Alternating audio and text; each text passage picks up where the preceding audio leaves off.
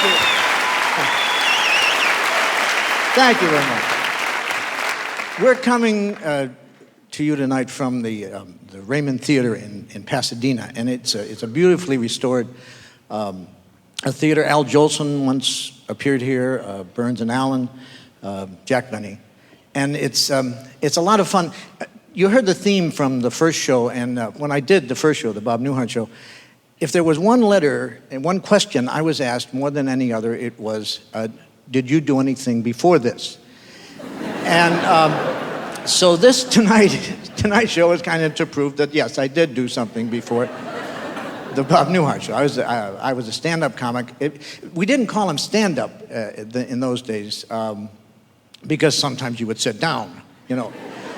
But I was a stand-up comic and made a couple record albums.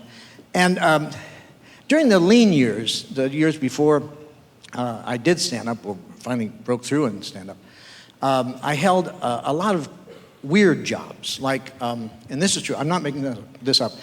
I was once worked for the Illinois State Unemployment Compensation Board. This is true. I worked behind the counter, and we got $60 a week, and the claimants at that time got 55. It's true.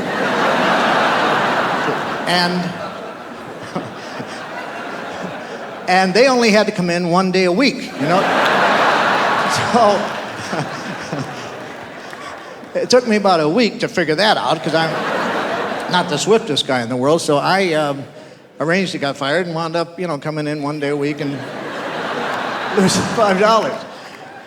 But it's been my experience in comedy that most good comedy comes out of your own personal experiences. And I grew up in Chicago, and the area of town I grew up in was at the end of the bus line, and the bus drivers would turn around and they'd head back downtown. So I had been watching bus drivers since I was like 5 or 6 years old, and became convinced very early there must be a school that all bus drivers attend because they couldn't innately know these things that they're able to do. So I'd like to take you now to that school, and as we enter the course, we find the instructor talking to the student bus drivers.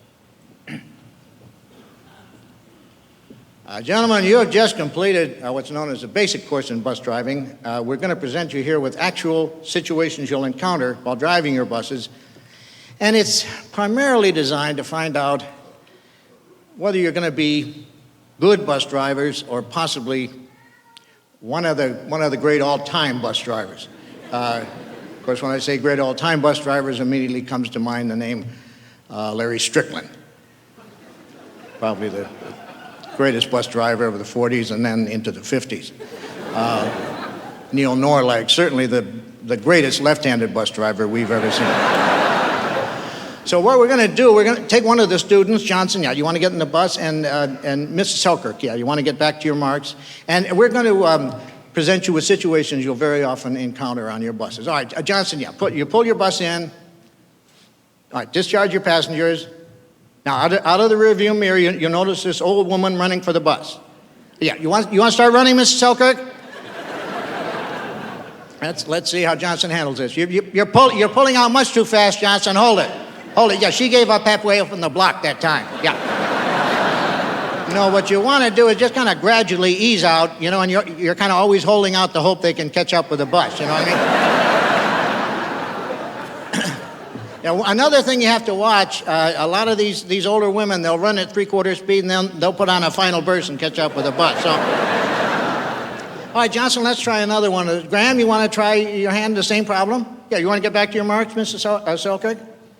Okay, same situation, you pull in, discharge your passengers. All right, you want to start running, Mrs. Selkirk? Let's see how Graham handles this. Did you see how he slammed the door right in her face that time? That's called your perfect pullout. And now, it wasn't part of the problem, Graham, but it shows you're thinking on your feet. You blocked 2 full lanes of traffic that time. Very good.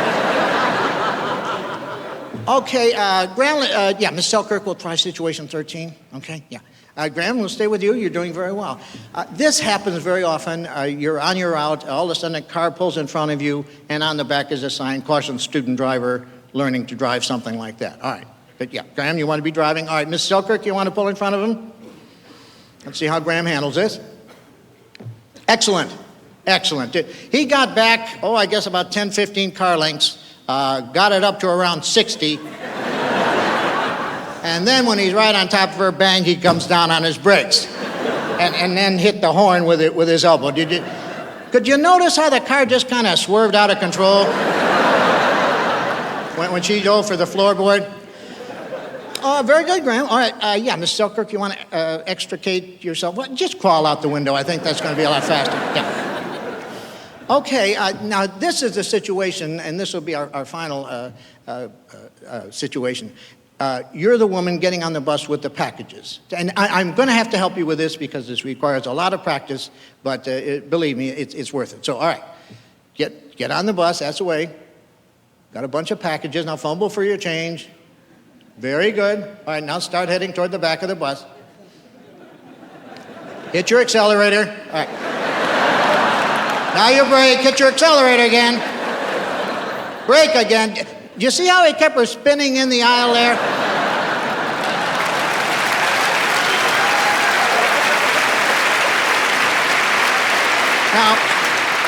Now the first couple times you try that, you may hit your brake a little too soon, you may hit the accelerator a little too soon, but I guarantee you within 5 or 6 months, you should be able to keep a woman spinning in the aisle for an indefinite amount of time. All right. You want to get in your individual buses, and just remember, accelerator, brake. Tomorrow, we will study the mispronunciation of street names, okay? Thank you very much. Thank you. Thank you.